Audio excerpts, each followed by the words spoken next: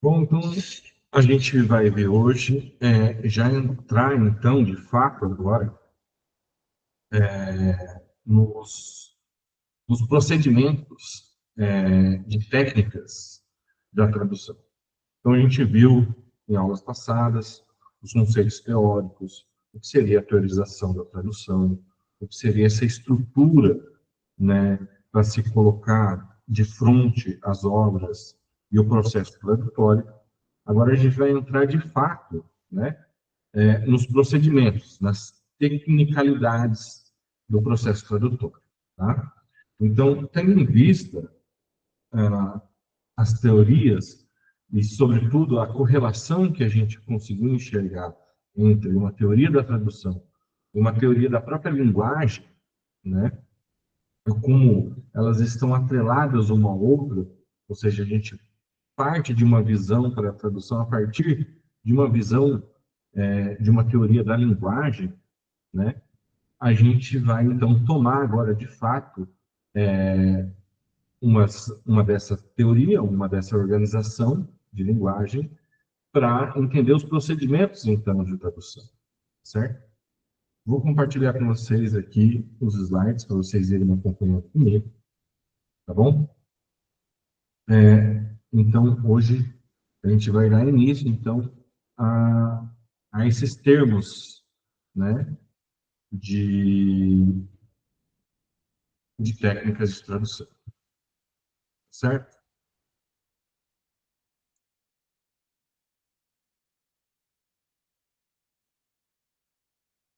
Então, vamos lá. Estratégias de tradução literária, né, principalmente aqui é o estudo que mais a gente tem acompanhado agora, os de tradução literária, e eles também vão se valer de tradução de textos técnicos, tá? Ou textos mais formais, textos juramentados.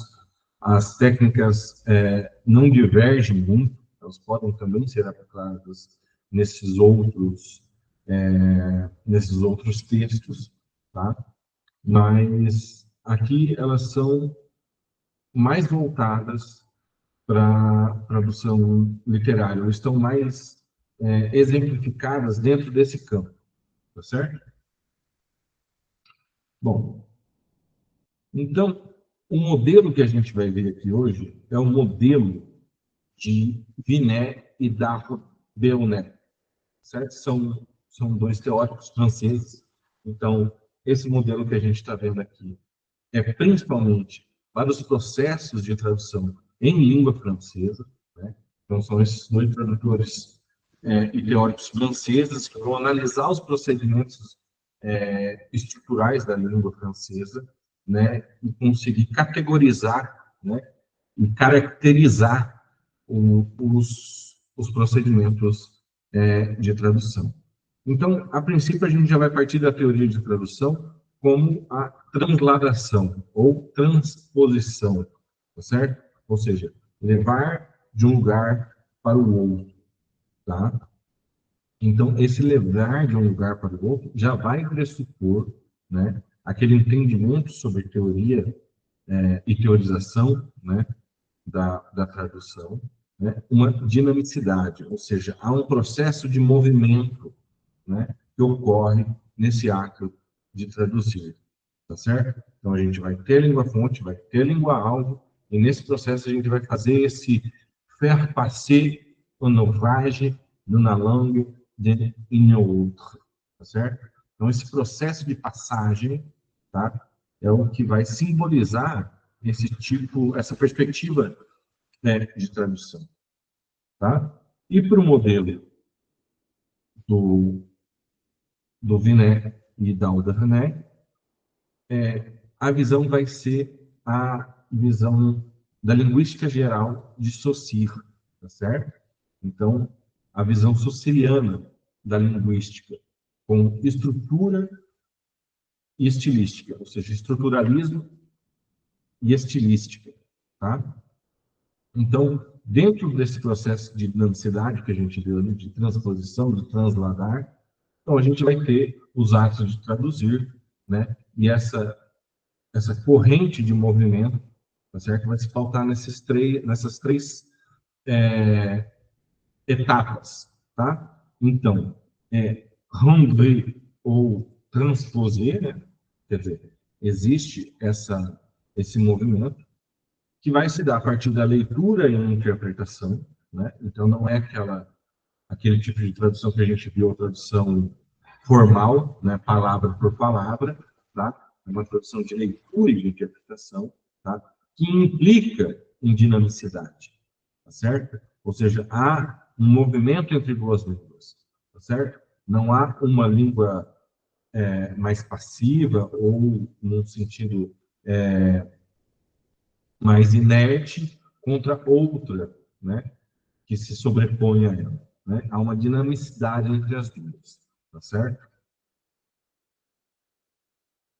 Então, o que a gente vai ter nesse modelo ainda do Vinet e da Albernet? Né? A visão estruturalista da linguística geral do Saussure e da estilística também, tá? A estilística aqui sendo tratada como uma compreensão de construção elegante e eficaz, tá certo? Ou seja, que produz com certa síntese e precisão, né, aquilo que quer transmitir, tá certo? Ou seja, aquilo que dentro da LO, que a gente vai chamar aqui de língua original, né, ou seja, língua fonte, né, é expressa de maneira natural, tá certo? Então, para compreender esse processo, o Vinet e o Dalbernet ainda vão estar muito presos, então, aos conceitos, aos termos de construção, né, que o Saussure propôs dentro da linguística geral, dentro do seu curso de linguística geral. Então, ainda os termos que a gente ainda vai se encarregar ali no momento da tradução ainda vão ser o de signo, de significado, de significação, de significante, tá certo? A arbitrariedade da língua ainda como uma construção, tá? Então é o sistema, né, de signos que se opõem entre si em arbitrariedade.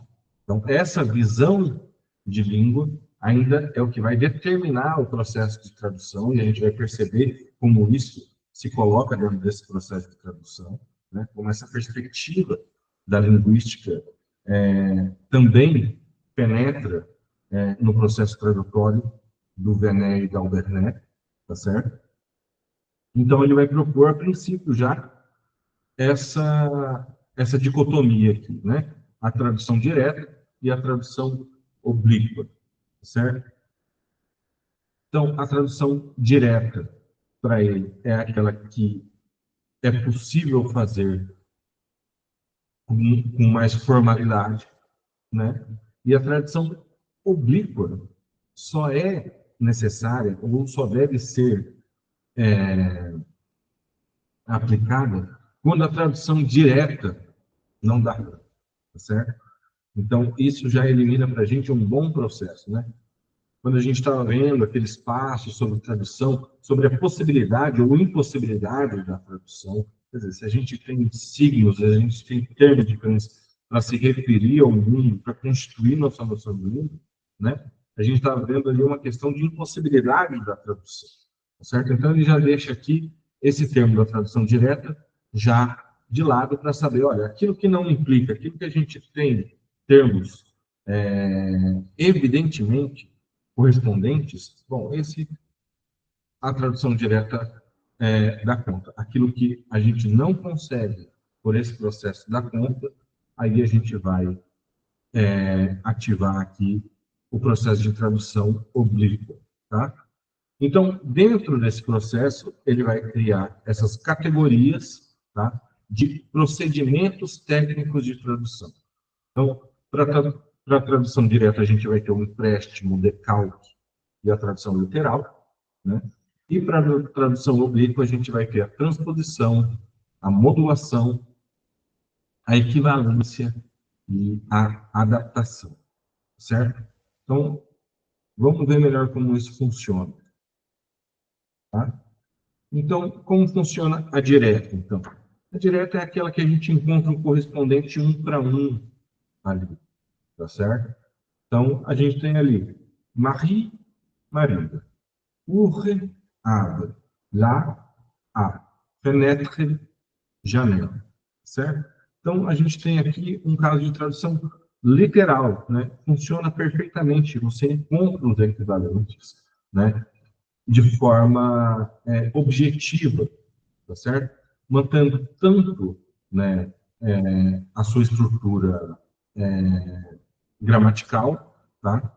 Quanto a sua estrutura extralinguística, ou seja, aquilo que se refere no mundo, né? Abrir, abrir é o mesmo conceito, janela e fenetre, para nós tem o mesmo remetente extralinguístico no mundo, então eles se equivalem, tá certo? Agora, o que acontece quando a gente ignora processos, né, dentro dessa tradução literal, ou seja, a gente vai fazendo esse processo de tradução literal, né, e não ativa os processos de tradução oblíqua, né? A gente supõe, né, que a palavra por palavra, né, ou seja, uma tradução formal, direta, tá, literal, dá conta da tradução, né? O que que isso pode acabar acarretando? Então, a tradução oblíqua, né, ela surge quando a literal não dá conta, tá certo? Então, onde a gente ainda tenta manter uma certa literalidade, a gente vai ter, se a gente permanecer nisso, né? Um significado diverso do original, né? Ou não ter um significado, né? Ser estruturalmente impossível, ou seja, não encontra uma forma estrutural que consiga conceber aquele texto na língua original, tá? A gente não ter correspondência no contexto cultural da NT, ou seja, a gente consegue até traduzir palavra por palavra, mas aquilo não faz um sentido, tá? E a gente pode até ter a correspondência, mas não tem o registro, ou seja, aquilo pode até fazer algum sentido, é fácil decodificar aquilo num processo de adivinhação mesmo, né? Acaba descumprindo o sentido, mas aquilo não tem registro, ou seja, não é usual dentro da língua, não pertence à naturalidade, perdão, da língua traduzida, tá certo? Então, é nesses casos onde a gente pode incorrer nesses problemas que a gente vai usar a tradução oblíqua, tá certo? Então, o que a gente tem aqui como exemplo, então, da tradução oblíqua, né? Então, il a pris la poudre d'escampette, né? Ou, literalmente, se a gente fosse fazer essa tradução, como eu falei, a tradução literal, a tradução direta, né? Ele tomou o pó da fuga. Faz sentido? Tem correspondência? Não. Então, tá lá, a tradução direta desse tipo de frase. Tá? Il a pris, tomou la poudre, o pó d'escampette, né? Da escapada ou da fuga, né? Quer dizer, a gente tem uma tradução ali, a gente consegue encontrar um correspondente dentro da língua traduzida, daqueles termos da língua original. E vai vendo como, né, então, o Venet e o Dalbernet ainda estabelecem-se dentro, né, daquela visão do curso de Linguística Geral do Saussure, dos significados, dos significantes, né, dos termos arbitrários dentro desse sistema linguístico. Né? Porque a partir, né, da composição desses termos, ou seja, da identificação desses termos, né, e das suas possibilidades e impossibilidades de tradução, é que ele vai estabelecer os seus processos de tradução, tá certo? Mas ele ainda se agarra nesses termos, nessas construções, né? Ou estruturas linguísticas, tá certo? Então, a gente tem uma tradução ali que tomou o pé da boca, não faz sentido nenhum para nós aqui no português brasileiro, tá? Então, a gente vai tentar, então, uma tradução oblíqua, tá? Com uma certa equivalência idiomática, tá? Ele fugiu, ele deu no pé, né? Ele vazou, né? para dar o sentido, a mesma conotação que tem lá, tá? Então, a gente precisa fazer essa leitura, né, e essa interpretação do texto, né, para traduzir aí, então, o sentido, tá certo? Ou seja, o significado ali dentro, tá certo? E daí a gente vai partir, então, para uma tradução oblíqua, ou seja, que não tem aquela correspondência um para um, mas que permanece o sentido, tá certo? Então, a gente tem lá, então, esses dois eixos, né? E a gente vai começar a ver, então, os primeiros, o de tradução direta, tá? A gente vai começar, então, aqui pelo empréstimo, tá? O que é um processo, um procedimento de tradução direta de empréstimo, tá? É quando a gente mantém, ou seja, quando a gente pega o termo da língua original, né, e mantém ela aqui na língua de chegada, ou seja, na língua de tradução, tá? Então a gente tem um exemplo ali, então. Le croissant est délicieux, tá? Então, em português, o croissant está delicioso. Croissant a gente não traduz, tá? O croissant a gente empresta, a gente toma esse termo, tá bom? A gente vai ver depois que o termo empréstimo, né, vão ter outros modelos de, de procedimentos de tradução que não vão encarar o empréstimo como um procedimento de tradução direta, né? Que afinal aí é um próprio procedimento de negação da tradução, né? Quando você faz, não há dinamicidade no processo tradutório, você simplesmente pega o termo e coloca dentro da língua de tradução, tá certo? Então a gente vai ter alguns questionamentos e é por isso que é importante a gente olhar para esses modelos, entender os procedimentos, tá? E questionar, porque traduzir é teorizar, tá certo? Traduzir é teorizar, né? Você tem que analisar, fazer uma análise da língua, tá? Entender esses procedimentos, entender os processos da língua, não os procedimentos de tradução, mas os processos da língua, né, para poder teorizar sobre ele. Tá?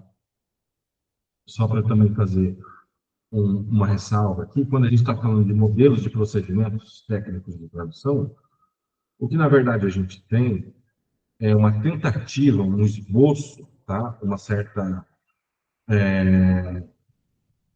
realização de amostragem, assim, de demonstração de processos mentais na hora da tradução, tá certo? Então, esses procedimentos nada mais são do que uma espécie de relatório mental do processo tradutório, tá certo? Onde a gente vai tentando sistematizar, né, aquilo que se passa na cabeça do tradutor na hora de fazer a tradução, tá certo? Então, todos esses procedimentos advêm desse tipo de tentativa de sistematização que parte, né? Por isso que a gente falou antes que a teoria da tradução é uma própria teorização da tradução, né? Porque ela funciona nesse âmbito de praxis mesmo, né? De prática, tá certo? Bom, então a gente tem aqui um empréstimo, que é isso, quando a gente puxa um termo de lá, né? Então a gente não traduz abajur, não traduz croissant, não traduz sutiã, não traduz garçom, né? Não traduz, apesar de que garçom tem um outro sentido para nós aqui, mas não traduz chauffeur, né? São termos que a gente não traduz, a gente incorpora eles. Isso é um empréstimo, tá certo? Vamos para o próximo exemplo aqui, do outro processo ou procedimento de tradução. Então, a gente vai ter o decalque, tá? O decalque é aqui dividido em duas partes. A gente tem o decalque de expressão, e depois a gente vai ver também o decalque de estrutura, tá? O que acontece no decalque de expressão? É onde a gente subtrai, vamos assim dizer, só o sentido daquilo na língua original, tá certo? E põe aqui no, tá? Mas respeitando, de certa forma, alguma alguma referencialidade que a gente tem dos termos, tá? Mas, sobretudo isso, tentando adequar, né, o sentido para uma nova forma na língua traduzida, tá certo? Então, o exemplo que a gente traz aqui é o bon vivant. Bon vivant a gente não tem, se a gente for traduzir por bom vivente, não teria o mesmo impacto, então a gente traduz como boa vida. Ele é um boa vida. Fulano é um boa vida, né? É um bom vivant, certo? Então a gente emprega o sentido, né? Apesar de que a estrutura não faz um sentido nenhum para nós, mas a gente emprega o sentido e impregna de sentido essa estrutura que a gente criou, tá? Então, essa expressão boa vivant, ela designa uma pessoa, né, que desfruta da vida, né? E a gente, então, subtrai esse sentido e põe em uma outra expressão ali dentro da língua traduzida, tá? Diferente do que a gente vai ter aqui do decalque de estrutura, tá certo? Letícia, você tem alguma pergunta? Pode fazer.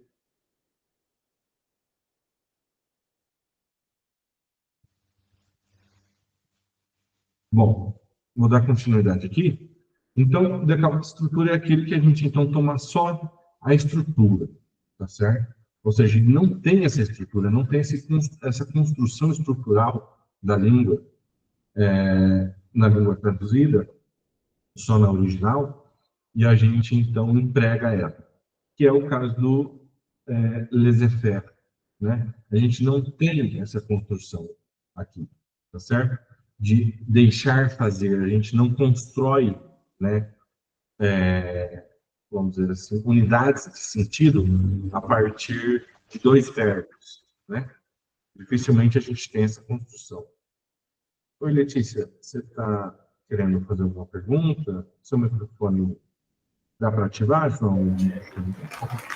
Oi, sim, boa noite, professor. Perdão, Boa aquela hora eu noite. desliguei. Tudo bem. Professor, aquela hora que o senhor falou, o bom vivant e o boa vida. O que eu senti um pouco assim, ó, o boa vida para nós não é meio pejorativo? O bom vivant para eles também teria esse mesmo sentido pejorativo? Realmente, Letícia, aqui a gente perde, né?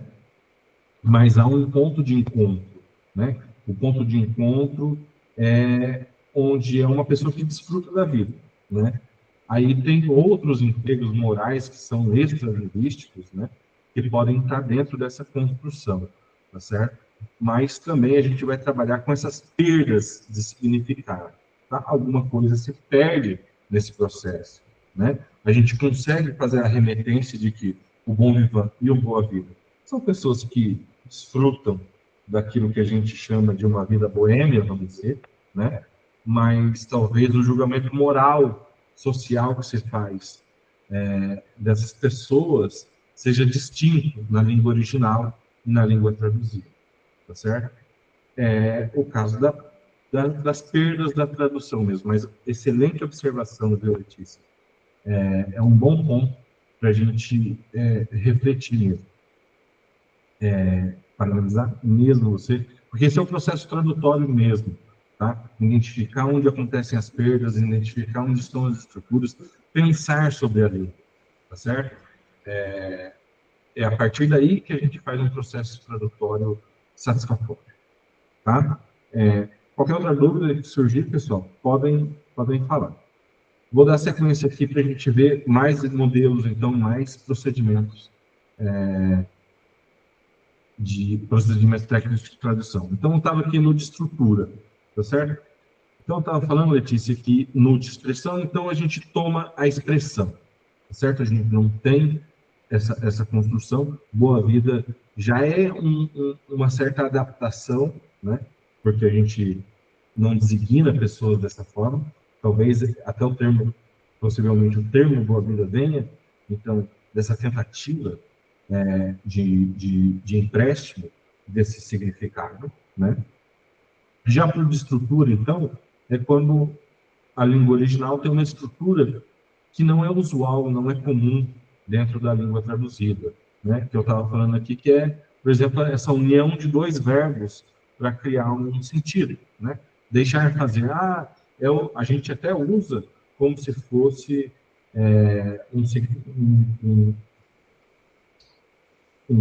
uma unidade, né, de significado, deixar fazer, né? Pode ser até entendido como uma certa liberdade, né? Mas, enfim, existe esse termo e a gente não constrói em português, né, dois verbos conjuntos para expressar nenhum sentido, né? Nenhum outro, né, fora desse sentido aqui é construído, né, em português. A gente não fala, sei lá, um caminhar correndo, né, por exemplo, né? Seria um andar apressado, né? A gente, quando faz, o outro é esse, né? É um particípio passado, né? Para fazer uma certa adjetivação do verbo anterior. Mas os dois em infinitivo, dessa forma, ou flexionados em pessoas, a gente não faz, né? Então, esse é o backup da estrutura, quando a gente empresta, então, uma estrutura, tá certo? Vamos para o próximo, acho que é o último, que é a tradução literal. Dentro, lógico que a gente está falando aqui, dentro da tradução direta, tá? Desse modelo proposto por Vinet e Dalbernet, certo? Então, a tradução literal é aquela que a gente não encontra problema nenhum, obstáculo nenhum em fazer uma remetência direta das unidades, tanto de significado quanto de significação até dos termos da estrutura linguística, né, do enunciado, certo? Então, a gente tem ali como exemplo, je laisse mes lunettes sur la table, né? Eu deixo meus óculos embaixo da mesa. Então, a gente tem um para um ali. Je, eu. Les, deixo. Me, meus. Lunette, óculos. Sur, embaixo. Lá, da, table, mesa. Um para um. E até dentro dessas construções sintáticas, a gente também tem, que é o sujeito, o verbo, o objeto direto e o adjunto adverbial de lugar. Eles também têm a mesma correspondência sintática quanto lexical, aqui no caso.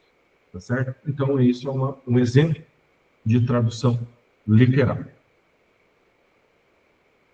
Agora, a gente começa, então, as categorias dos procedimentos oblíquos. Tá certo? O primeiro que a gente tem vai ser o de transposição, ou seja, quando a gente tem, então, um termo na língua original, tá? Que ele está dentro de uma classe gramatical, e quando ele vem para a língua traduzida, ele muda de classe gramatical, tá certo? Então, a gente tem ali, après son arrivée, nous avons commencé la réunion. Então, depois que ele chegou, começamos a reunião. Então, esse substantivo arriver, que na verdade, né, é o particípio passado do verbo arriver, mas que é uma forma substantiva, né, do verbo, ele foi transposto para depois que ele chegou, ou seja, uma forma flexionada da pessoa do verbo chegar aqui, tá? Então, a gente teve uma mudança de categorização, tá? Entendendo que a transposição, ela muitas vezes, né, em alguns casos, que a gente vai analisar algum tipo de tradução, ela está descrevendo o processo tradutor, tá? E não necessariamente implicando num tipo de procedimento tradutor. O que eu quero dizer com isso? Que a gente poderia ter traduzido aqui, por exemplo, essa frase como depois de sua chegada, né? Ou seja, a gente manteria a relação um para um aqui, né? Então, sua, som, chegada, arriver, mesmo no particípio passado, né? Então, quer dizer, a gente teria uma outra possibilidade de tradução, um outro procedimento. Talvez pudesse ser entendido como literal, por exemplo, né? A gente teria ali uma correspondência de um para um. Então, o que eu quero dizer aqui, Quando a gente emprega esses termos de procedimento, né, a gente tem que entender que muitas vezes eles estão ali para descrever o processo tradutório, ou seja, quando a gente encontra uma tradução já feita dessa forma, tá? E outras vezes ela tem esse caráter prescritivo, né? Ou seja, aqui é necessário que se adote um procedimento de transposição, por exemplo, tá certo? Então, para os dois casos, vale para identificar esse tipo de transferência dentro da língua de chegada, ou, aliás, dentro da língua original e língua traduzida, tá certo? Então, o próximo que a gente vai ver aqui de procedimento de tradução oblíqua é a modulação, tá? Aqui é quando acontece uma mudança do ponto de vista, tá? Do foco, da perspectiva, ou seja, daquilo que pode ser entendido também como referencial extralinguístico, muitas vezes, tá certo? Então, muitas vezes a gente tem dias que ainda avancée de la nuit, né? E a gente tem até altas ou início da madrugada, tá certo? Ou seja, é como a gente vê no relógio de uma certa forma também, né? Quer dizer, o francês ele vai dizer já são uma da noite, né? É 1 hora da noite. Enquanto a gente aqui não fala 1 hora da noite, a gente vai falar 1 hora da manhã ou é 1 hora da madrugada, né? Então, há uma mudança da perspectiva, do ponto de vista, do referencial extralinguístico que constrói aquela expressão, né? Então, o francês vai ter essa expressão que foca na noite avançada, ou seja, um processo de avanço da noite, né? Enquanto aqui a gente já vai ter essa expressão para horas avançadas ou altas horas da madrugada ou 1 hora da manhã, tá certo? Então, o nosso referencial, o modo como enxergamos o mundo, o modo como estabelecemos essas referências extralinguísticas com, né, as marcas da nossa língua é diferente, e é por isso que a gente precisa, então, fazer essa modulação, tá certo? Aí aqui a gente vai ter o processo, né, o procedimento aqui, desculpa, o procedimento técnico de tradução de equivalência, tá? Sei que a gente falou muito de equivalência e tal em outros momentos, mas para a gente, então, ter um certo rigor terminológico, tá? A gente entender, então, o que de fato significa equivalência, mais do que o termo genérico de que ela se refere, né, tipo, né, de equidade, valência, de valor, né, mais do que esse grande guarda-chuva sobre o que esse termo representa, tem, então, uma rigorosidade terminológica aqui para ela agora, a partir desse modelo, tá? Então, ela serve muito para as expressões idiomáticas, para os provérbios, tá? Que não tem como criar uma correspondência ali entre os termos, não tem como criar uma correspondência entre os componentes linguísticos, né? A gente só tem o significado mesmo, e muitas vezes temos essas aproximações, né, de sentido. Então, trouxe aqui como exemplo loin des yeux, loin du cœur, né? Longe dos olhos, longe do coração. E a gente não tem essa expressão aqui em português, né? Como disse naquele outro exemplo, a gente pode até chegar a esse entendimento, a essa compreensão, né, do que significa essa expressão, mas ela não tem aderência na língua traduzida, tá certo?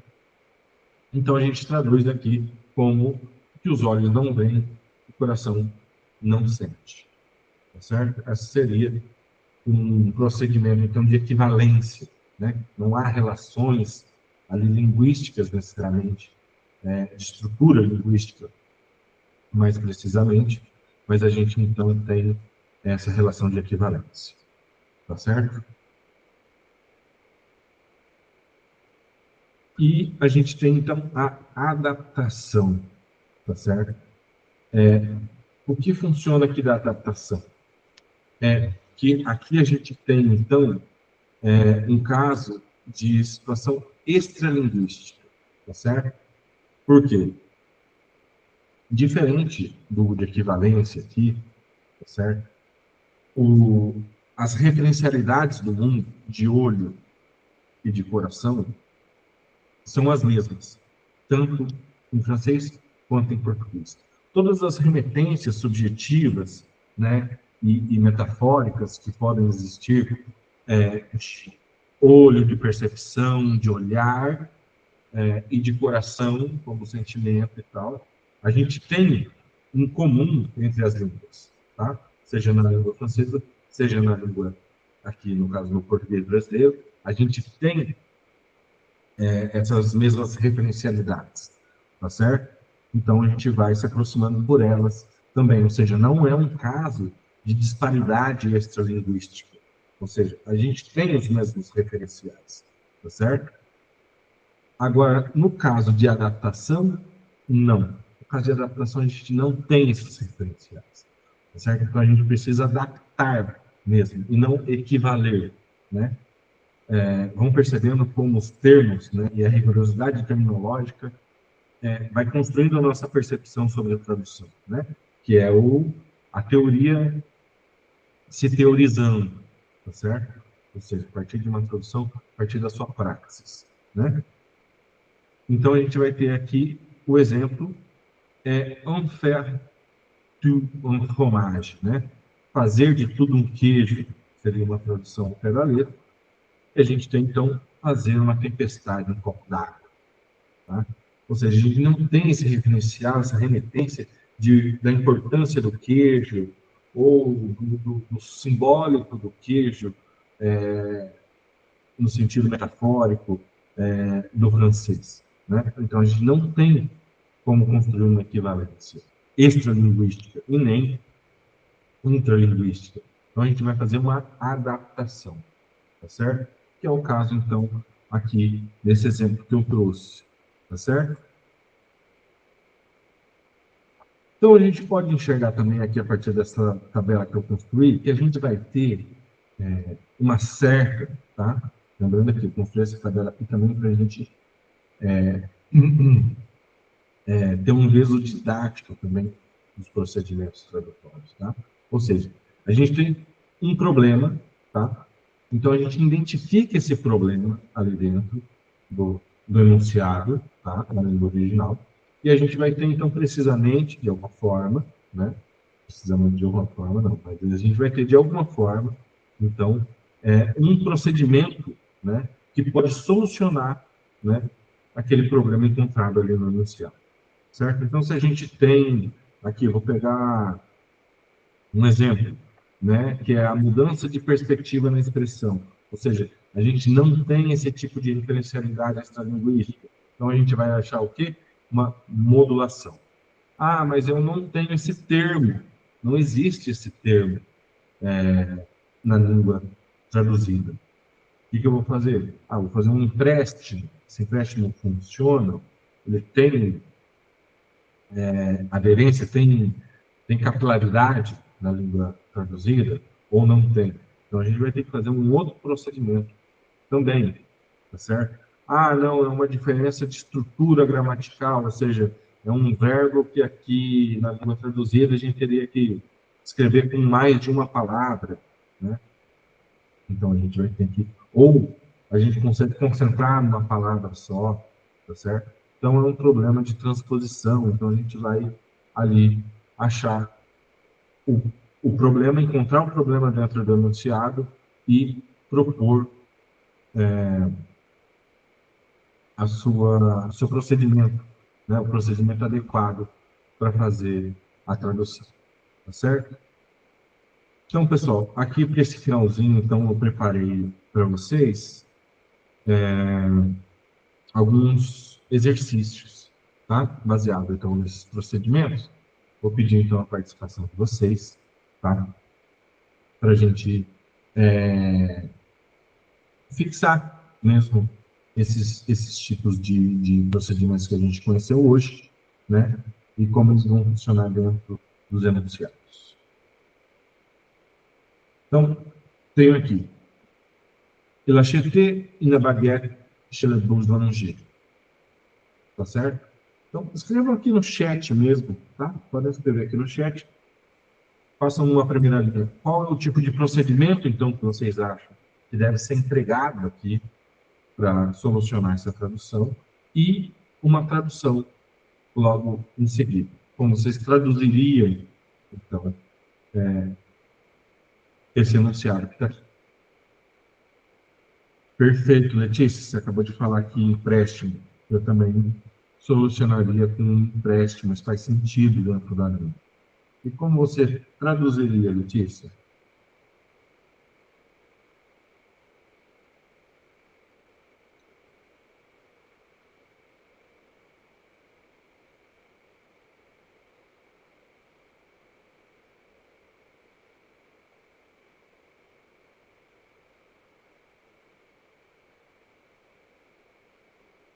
Pão d'água? Olha, a gente vai ter que ver então, Letícia, que é o seguinte, pode estar acontecendo uma divergência aqui regional, né? Porque a baguete, né, é aquele pão compridinho, né? Aquele pão compridinho francês, clássico francês, né? E esse não tem transferência, né? A gente só tem um empréstimo. Se você pedir isso, Thiago, baguete, se a gente traduzir por pão francês aqui, como é no meu caso no Paraná, ou cacetinho, como é no Rio Grande do Sul, ou pão d'água, como é em muitos lugares, você vai receber aquele pãozinho menorzinho, né? Então, aqui a gente não tem uma tradução, a gente não tem como transferir. Então, a gente vai pegar, a gente vai tomar de empréstimo mesmo, né? E a gente ainda tem um outro caso aqui dentro dessa mesma frase, que não é de empréstimo nesse caso, né? É um caso, se eu não me engano aqui, é de transposição, que é o chez le boulanger, né?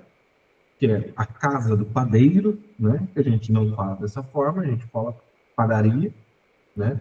Onde a gente tem uma forma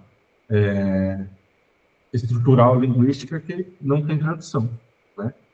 Que casa do padeiro não é a mesma coisa que padaria para nós, tá certo? Então, beleza. Vamos para o próximo aqui. Então, tem lá. Elle aime les goûter à la française. Então, qual é o tipo de procedimento aqui? Tá? E como vocês traduziriam esse enunciado?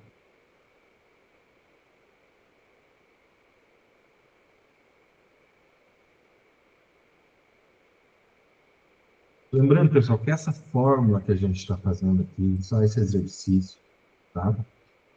É aquilo que eu disse, é uma tentativa, né, de representar, né, os processos mentais que acontecem dentro da nossa cabeça quando a gente está produzindo, certo? É a mesma coisa que eu, sei lá, perguntasse para vocês assim, qual é a raiz quadrada de 16, por exemplo. Se vocês souberem, vocês vão responder rapidamente, tá? É 4, tá? Mas o que a gente está vendo aqui é como chegou-se nesse 4, tá certo? E o processo de tradução é a exigência desse procedimento, tá certo? De como a gente pensa, ou de como tentar estruturar esse pensamento, pode acontecer até de maneira inconsciente no processo tradutório. Então, a partir desses modelos, por isso que eles são chamados de modelos de procedimentos, tá? A gente pode tentar tatear e construir alguma estrutura, alguma sistematização, tá? E aí, pessoal, como vocês conseguiram traduzir esse enunciado? Qual foi o tipo de procedimento que vocês encontraram? Se vocês quiserem não falar no chat, quiserem falar mesmo, ou apresentar a tradução aqui no chat e falar no microfone, fiquem à vontade, tá?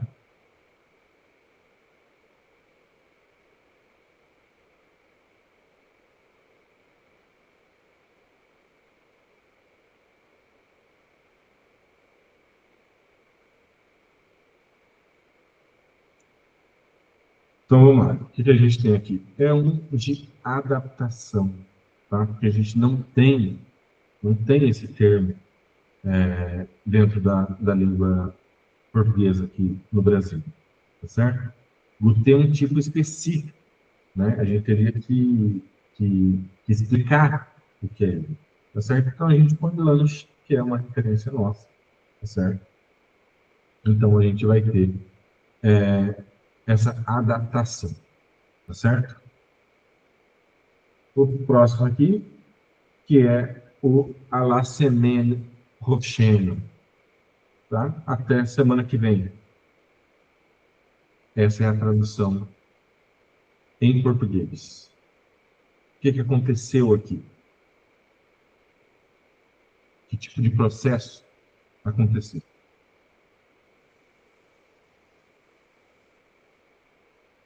Aqui a gente vai ter uma modulação, certo?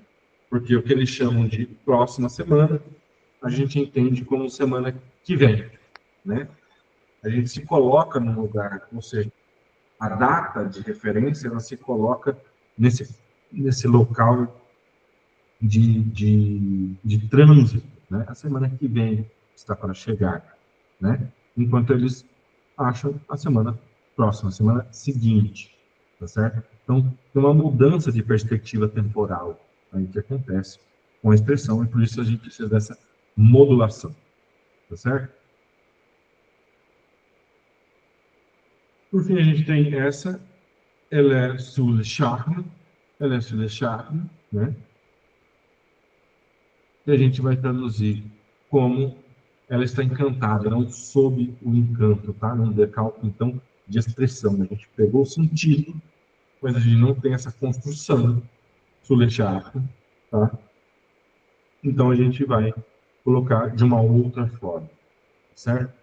Então, a gente não pegou nada na escritura, pegou apenas o sentido e construiu aqui, tá certo? Então, a gente teve aqui um processo de decalque de expressão, tá? Então, por hoje é isso, pessoal. Hoje a gente viu alguns modelos. A gente vai ver, então, na aula que vem, mais modelos, tá? Onde a gente vai tatear mais a nossa percepção sobre a teoria da linguagem, como ela se reflete na tradução, né? Hoje a gente viu uma perspectiva bem sussuriana, bem estruturalista e estilística, tá? A gente vai ver, então, outras formas de teoria da linguagem, né? A gente vai ver, então, a gerativa transformacional, que é do Chomsky, né? E vai ver, então, vai perceber como isso acontece, então, também dentro do processo de tradução. E quais são esses procedimentos dentro desses outros modelos, certo? Então, por hoje é só. Obrigado a todos. Boa noite. Até semana que vem. Lembrando só, então, pessoal, semana que vem, a aula acontecerá na terça-feira, tá?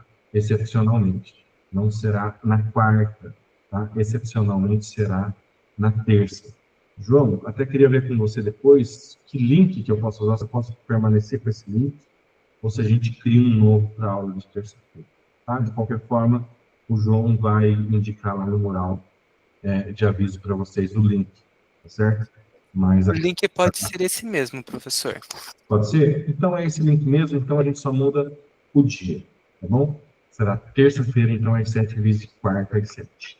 Tá bom? Obrigado a todos. Boa noite.